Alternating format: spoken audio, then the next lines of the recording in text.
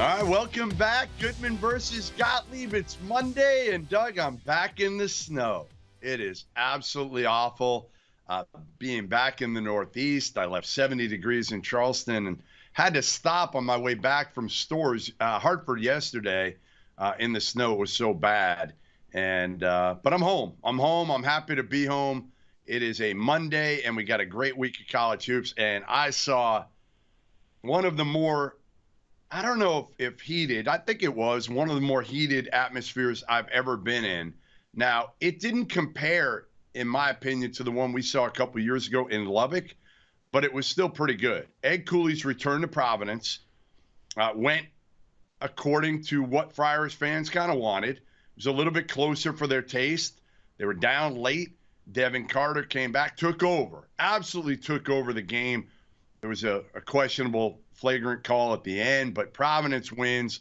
The Friars fans, the students actually were on their better behavior, Doug. They weren't great, but, the Ed Cooley chants reverberated throughout the Amica Mutual Pavilion, the former Dunk. And, nothing was thrown at anybody.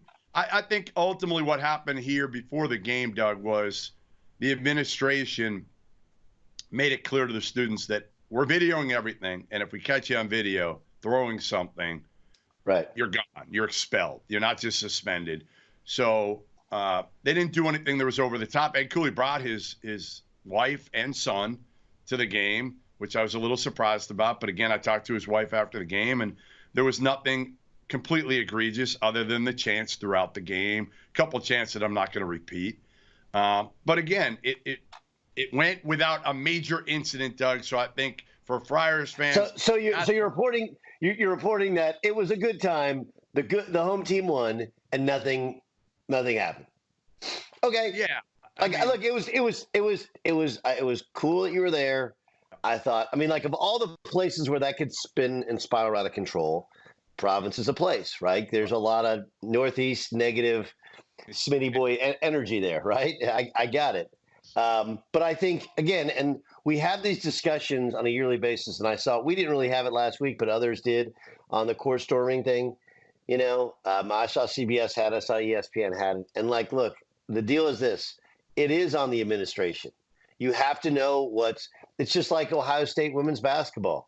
Caitlin Clark comes to town. It's a different attention to detail, different level of security. You have to prepare for it. It's no different than how coaches had to prepare, how players had to prepare. These are the things that we learn in college. And so I would say, I don't want to say bravo, because there's definitely some stuff that you don't want to represent your school, but whatever. It's PC, that does happen. But I thought there was a level of preparedness that was really good.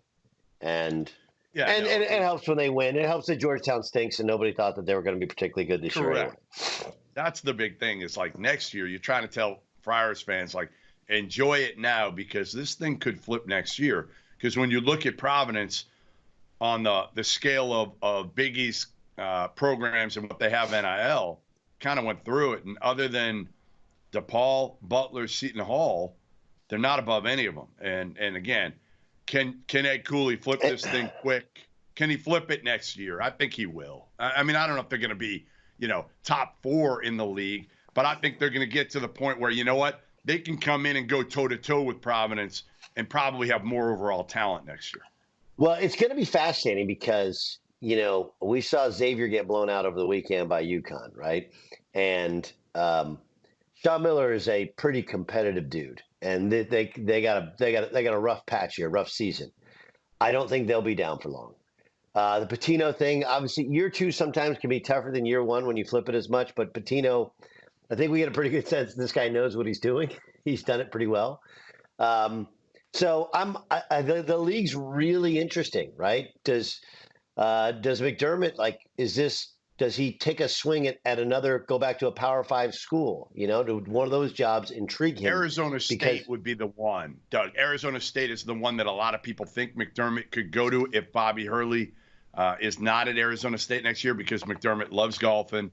He's got a house in Scottsdale, that area. So could he? Obviously, it wouldn't be a smart business decision from a winning standpoint. But again, he's older. You might want to live out there for the Larinaga right, and live out in a really good spot to finish out your career. All right, let's get to, Doug, some of the other big news over the weekend, big games, and Auburn.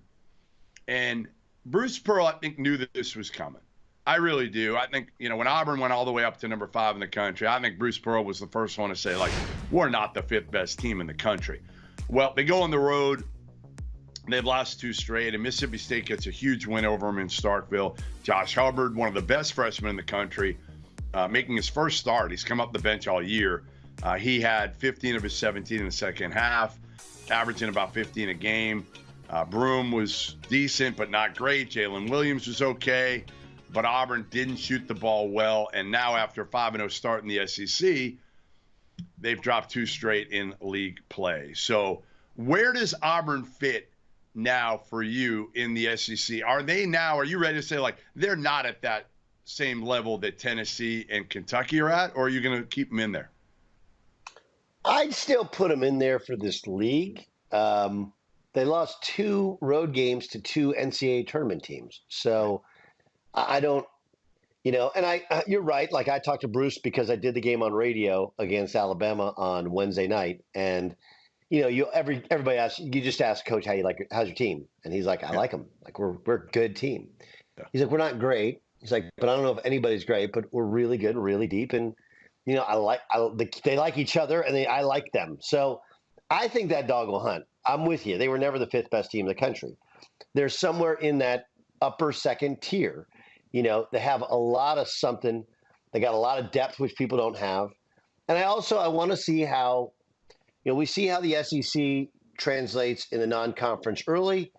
Some big non-cons here in February, but then in March, because I still believe that the SEC has most of these teams have more talented players than the rest of the leagues because of the funding of the programs through NIL, right? And I think eventually the water will find its level and they will have incredible dominating postseasons because they just have better players and they have some big name, really good coaches as well. Like, I think this is the year Kentucky is back in the NCAA tournament. I think Auburn is a second weekend team. So, look, the guards, remember, you're starting a freshman point guard. He's had a rough couple weeks here in a Holloway. I think some of their minutes get confusing because he's playing really 4 guards and rotating for 2 spots. So sometimes it feels like you're playing good and you lose your rhythm. But I've never thought Auburn was a national championship team. I've never thought that they stink. I'm somewhere in between where they were at 5 and where they had fallen down to in the low teens. They're right there in the middle. Yeah, I thought Auburn was and still is one of the more surprising teams around the country this year. Another one of those is Iowa State. And you and I have known TJ Otzelberger for a long time. We both understood he didn't really fit at UNLV. And he goes back home, kind of. Iowa State was home for him because he helped McDermott. He helped Hoiberg have success there as an assistant. He knows it. He fits the landscape, and he's done an unbelievable job since he got there. And this might be the best job he's done. They're now 16-4, 5-2. They beat Kansas at Hilton. They've beaten Houston at Hilton. They won on the road against TCU. And they're doing it without a group that really is overwhelming, right? They guard you, but they can score a little bit. They shot the hell out of it. I talked to him after the game, and they really shot the hell out of it from 3. And again, Hunter Dickinson says after the game, listen, when you have a team that usually makes 4 threes a game, hit 14, it makes it more challenging. Makes it harder to try and stage a comeback. Well, we both know Kansas isn't a team capable of coming from, 10, 15 back. They just don't have the offensive firepower.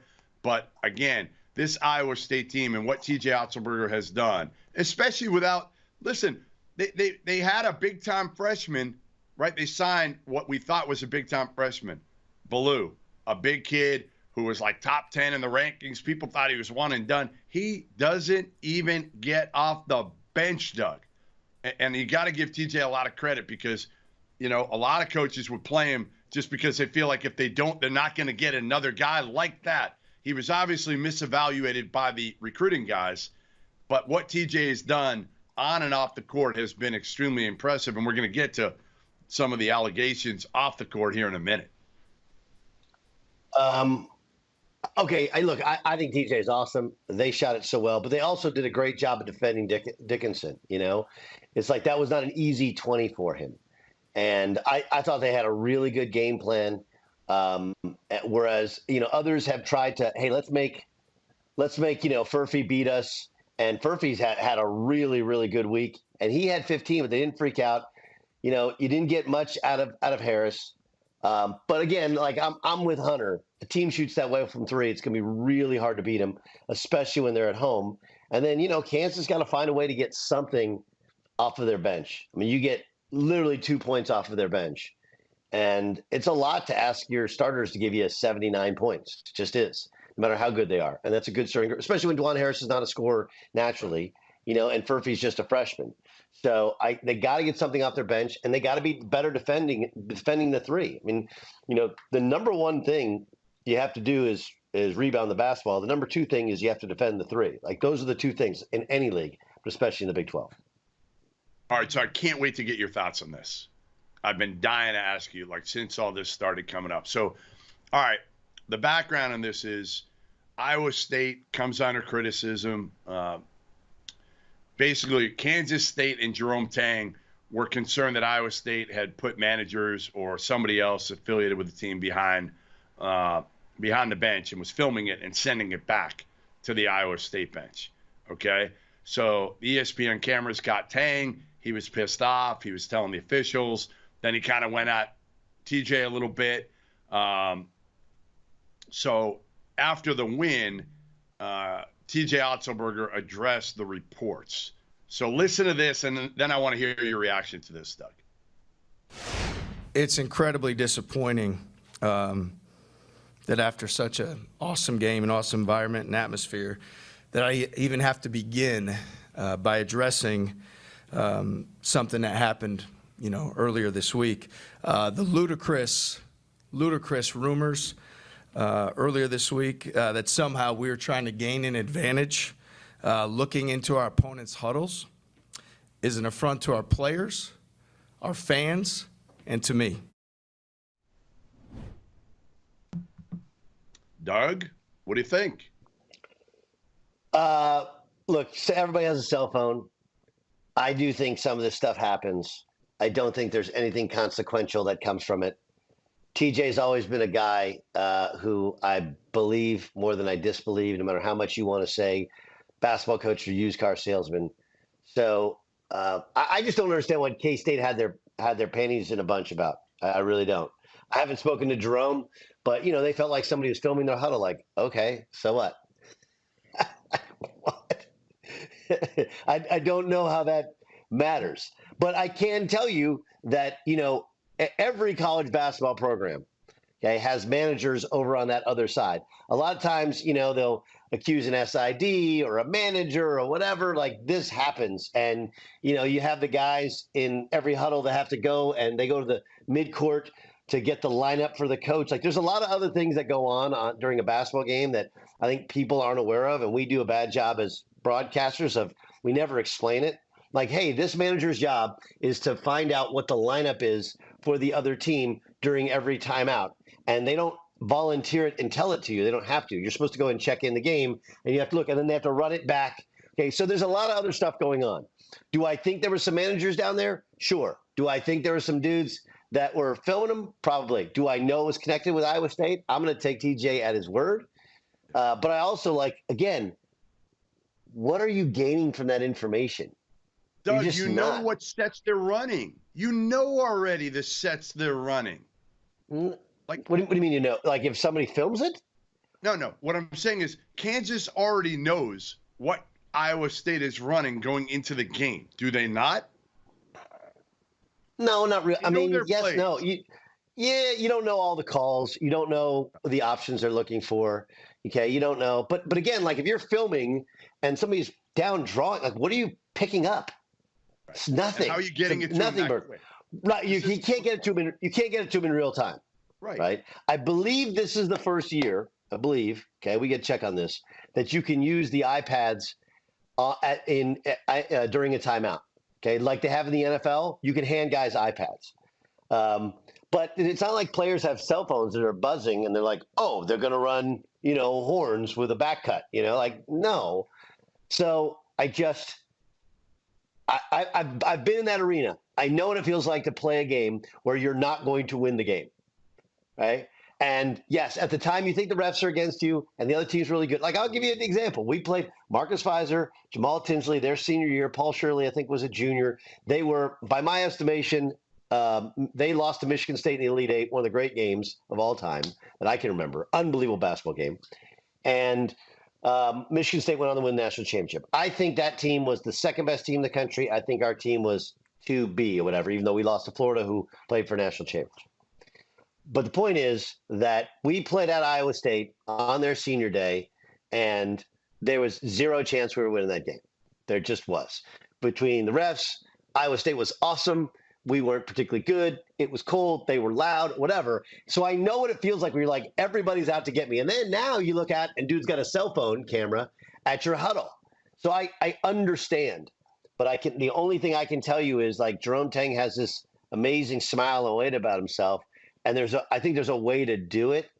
And I thought they got to a point of accusations and nastiness, which is a field from how he wants to be perceived. Okay. And I know there's a reality of how we want to be perceived and who we really are. And somewhere it's in the middle. I thought, I think like they felt like they were whining about something. And look, the fans are obnoxious back there. I don't know if you saw the video. There's the Jim Carrey lookalike guy. Like, the old people there are obnoxious. I get it. But just coach your team, man. You'll be fine. All right, they say everything is bigger in Texas, and that includes the basketball teams. But who is tops in the Lone Star State right now? We'll discuss Goodman versus Gottlieb.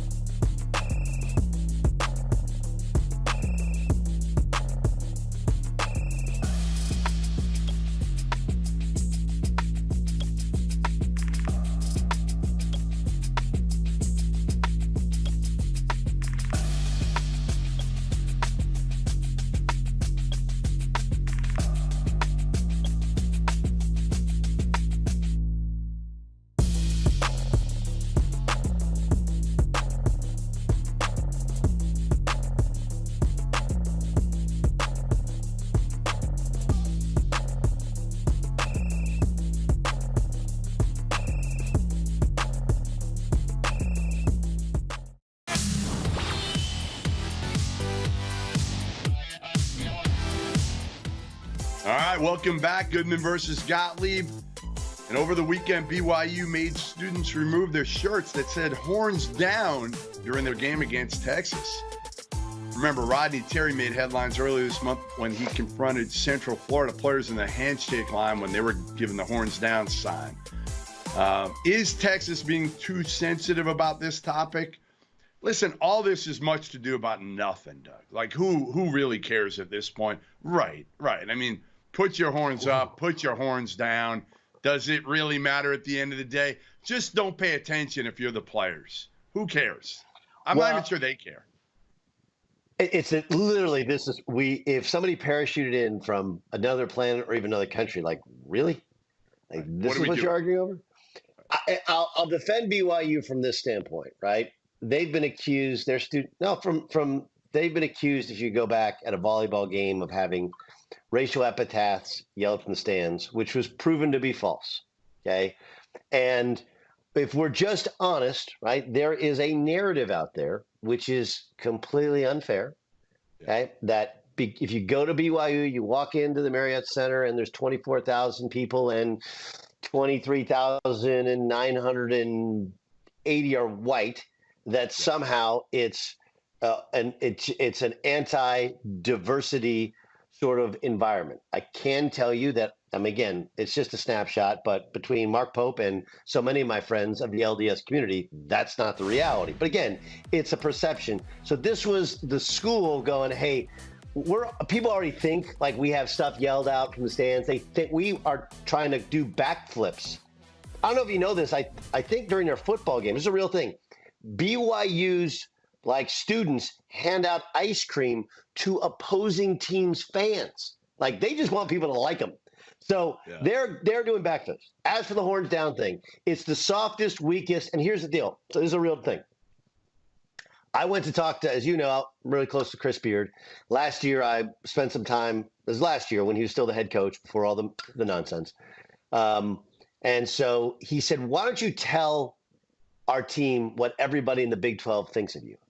And I said, everybody thinks you're soft, right? You just do. Everybody thinks you're soft. Texas has a reputation of being soft because they have everything. They have facilities. They have the best city. They have cool uniforms. They have history. But most than anything, they have money.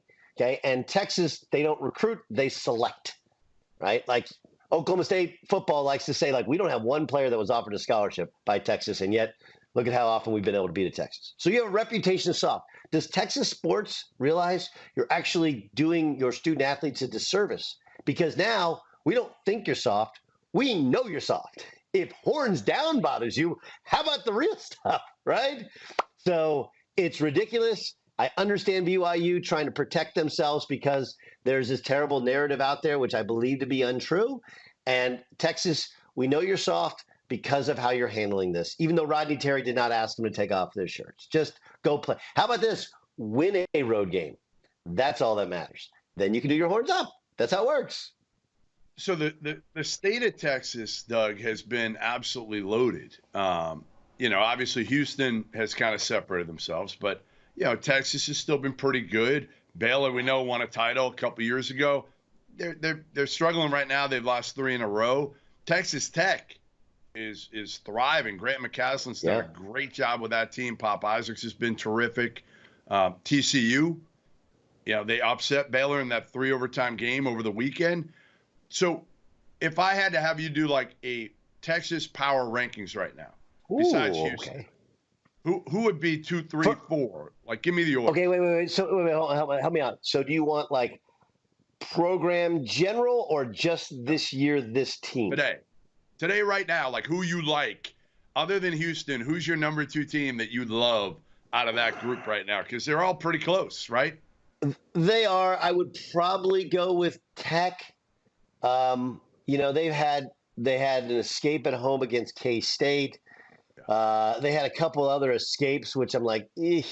And they didn't play this, and they lost to Butler. They lost to Nova. I think they're getting better. But that's a tough, rugged group, and I love Joe Toussaint.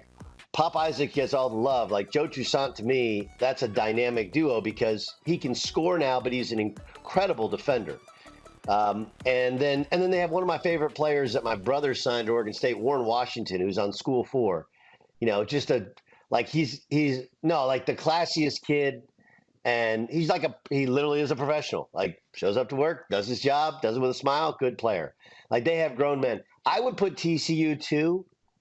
I put Tech 2. I put TCU 3. And then I put Baylor. And Baylor's played a lot of people close just because they don't play great defense. But they're right there kind of in a group. And honestly, I think Texas is like a distance behind them. They're in a tier behind them, if you want to be honest. All right, Texas plays Houston tonight, Doug. Who wins that game? Who wins that game? Does Texas get them? No, I think this is where the overall toughness and tenacity of Houston come to play. I think it'll be a fairly low-scoring game, so I would do Houston in the under. I'm with you. What about Duke at Virginia Tech and the other buzzer beater we got tonight? Who else? Duke's got to win one of these road games. They got to win one of these road games, and they survived on what I thought was a bad call over the weekend. I'm going to take Duke to win, though. I think they'll get right. I think Virginia Tech, they don't have – this is a Jimmy and Joe. It's not an X and O game that they lose. I think Mike Young pulls this one out. I think the Hokies get it. Blacksburg is crazy tonight, and they need it just to get back on track. All right, thanks for joining us. Goodman versus Gottlieb Monday. Back in the snow. I'm going to go shovel after we're done, Doug. So I'll see you tomorrow. Clean out the car. You're in sunny LA, and enjoy it out.